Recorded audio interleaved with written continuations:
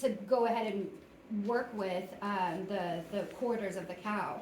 In your textbook, it said you should try to orient yourself with the handle of the paddle at the head of the cow at all times, and then you know exactly which udder or quarter goes with each quarter of the paddle, right? And if it wasn't towards the head at all times, you did it with the handle of the thing towards the back, towards the tail, that's fine too. So that, again, you know, once you've stepped aside from the cow, this is her left front, left rear, right front, right rear. What are we testing for here? It says it in the name, right?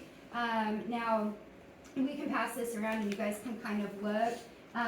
What we're actually looking at is a couple different things. So pH of the milk is something that will change the color for us. But then what's the other thing we're looking at?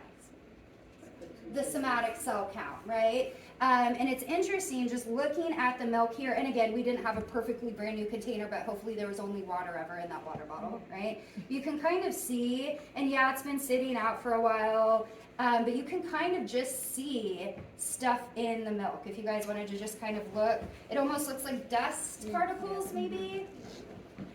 And that's something, just like on a UA or just like on a piece of poo, we're doing a gross exam first, right? Before we're actually doing our test, we're just getting our look at it. How many of you guys saw what else I did earlier? You smelled it. Get your sniff on it, right? I thought I did smell something weird, and I am the one person in my family who will do the sniff test on milk. I can tell though when milk's bad by the way it feels in the jug. Yeah. And that I think goes back to cell counts, right? Different, but still the same. So the idea with this is that when we add our concentrate in equal amounts to our milk, and this isn't a perfect quantity kind of thing. You guys saw I was trying to like eyeball a little bit about how much milk went in each area.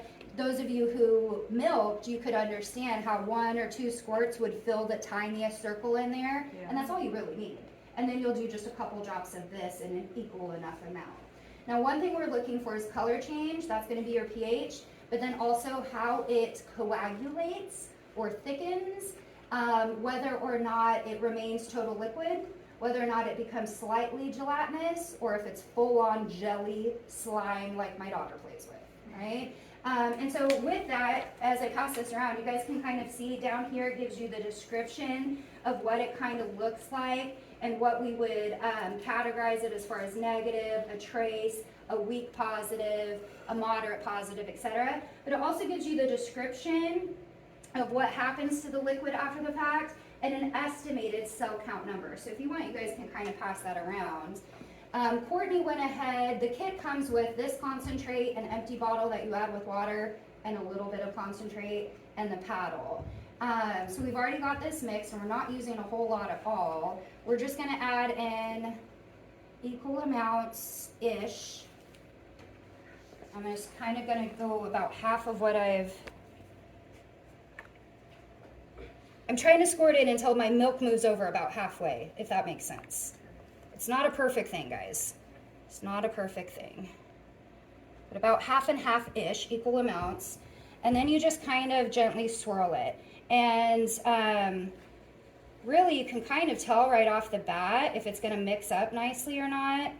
But Courtney reminded us that in our book, 10 seconds is about the time when we'll read it and see. It's staying pretty liquidy still. Now we're just gently mixing. I could probably go a little bit harder, but I really don't want to spill.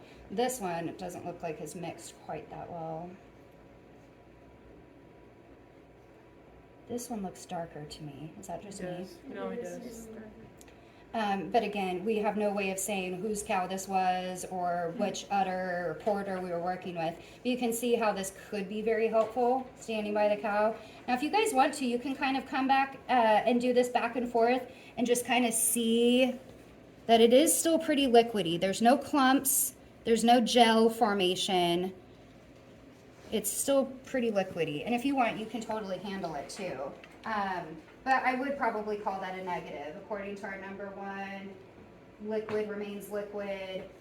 No major color change from what our original concentrate was. And this